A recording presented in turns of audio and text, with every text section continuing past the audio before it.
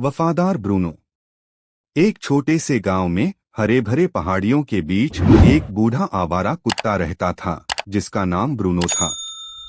कोई नहीं जानता था कि वह कहाँ से आया था, लेकिन लोग कहते थे कि वह सालों से गांव की गलियों में भटकता आ रहा था। उसकी भूरी फर अब उम्र के साथ फीकी पड़ चुकी थी और उसकी आंखों में न जाने कितनी कहानियों के राज छिपे थे। ब्रूनो का कोई मालिक नहीं था, लेकिन पूरे गांव ने उसे दिल से अपनाया था। वह किसी के घर का हिस्सा न होते हुए भी सबका था। वह रोजाना बच्चों को स्कूल छोड़ने जाता और उनके लौटने तक स्कूल के गेट पर बैठा रहता। खेतों में काम करते किसान उसे पेड़ों के नीचे आराम करते देख खुश हो जाते, मानो वह उन पर भी नजर रखता हो।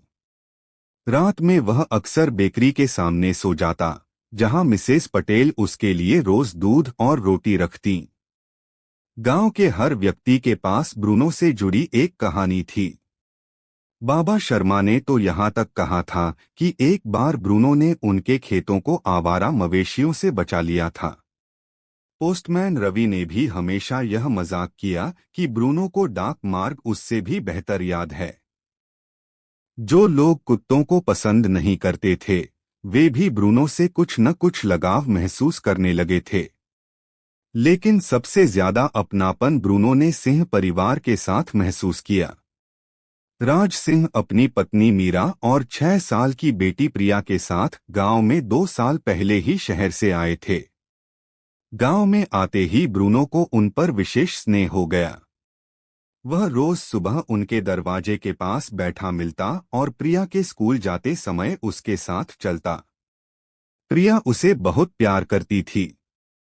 वह अक्सर उसके पास बैठकर उसके कानों में दिन भर की बातें करती और कहती, ब्रूनो तुम मेरे सबसे अच्छे दोस्त हो। ब्रूनो उसकी बातों को ध्यान से सुनता और अपनी आंखों में जैसे हजारों भाव लिए उसकी बातों पर सहमति जताता। तूफान की रात। एक सर्दी की रात अचानक गांव में भयंकर तूफान आया। हवा इतनी तेज चल रही थी कि घरों की खिड़कियां हिलने लगीं और बारिश रुकने का नाम नहीं ले रही थी। सभी लोग अपने अपने घरों में दुबके बैठे थे, लेकिन ब्रूनो हमेशा की तरह बाहर था, अपनी निगरानी पर। उसी रात प्रिया खेल खेल में छतरी लेकर घर से बाहर निकल गई। उसे बारिश में कूदना और पानी के छोटे छोटे गड्ढों में खेलना बहुत अच्छा लगता था।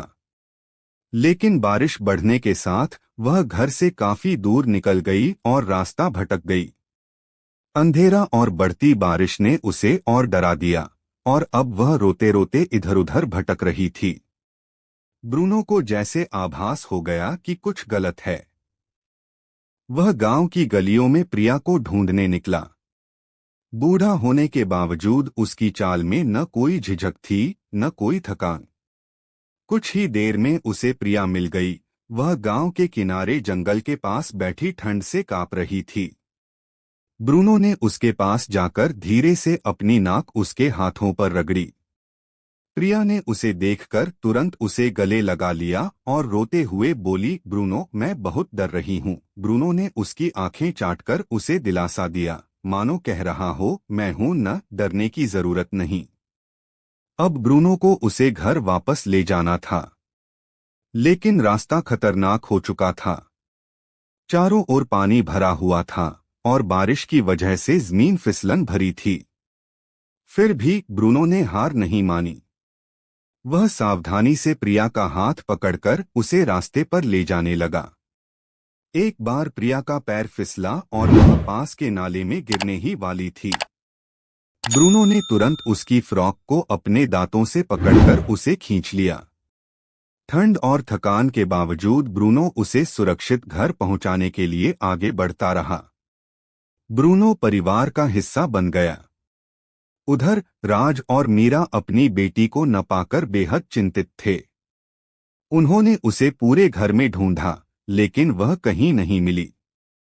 तूफान के बीच राज घर से बाहर निकलने ही वाला था कि तभी दरवाजे पर एक हलचल हुई। वहां बारिश में भीगा हुआ ब्रूनो खड़ा था और उसकी पीठ से चिपकी हुई प्रिया थी।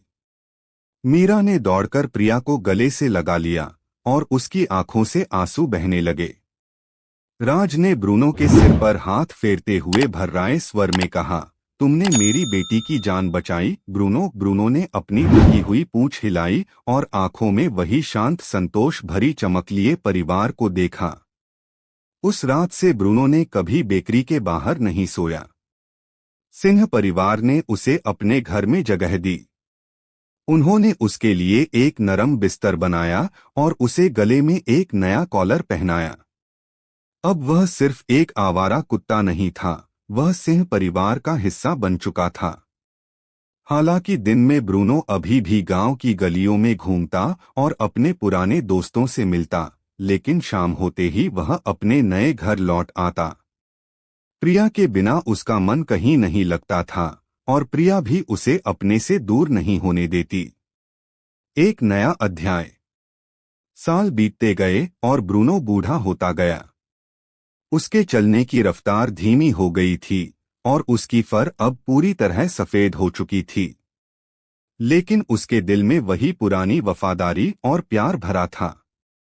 प्रिया, जो अब बड़ी हो चुकी थी, अक्सर उसके पास बैठकर कहती, तुम हमेशा मेरे हीरो रहोगे ब्रूनो। और ब्रूनो उसकी बातों को वैसे ही सुनता जैसे उसने पहली बार सुना था। एक दिन गर्मी की एक शांत सुबह ब्रूनो ने अपनी आखिरी सांस ली। वह प्रिया की गोद में सिर रखे हुए सोया था, ठीक उसी तरह जैसे उसने उस तूफानी रात में प्रिया को बचाया था। पूरा गांव उस दिन उदास था, लेकिन हर कोई जानता था कि ब्रूनो ने उन्हें प्यार और वफादारी का सबसे बड़ा सबक सिखाया था।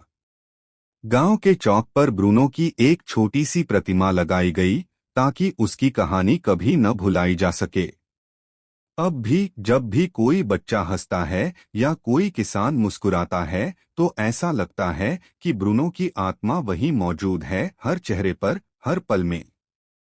वफादारी और प्रेम की यह कहानी हमें याद दिलाती है कि सबसे बड़े हीरो कभी कभी सबसे सरल रूपों में हमारे बीच आते हैं। दोस्तों, ऐसा वीडियो देखना चाहते हैं तो ये नॉलेज की चैनल को सब्सक्राइब कीजिए और लाइक करें।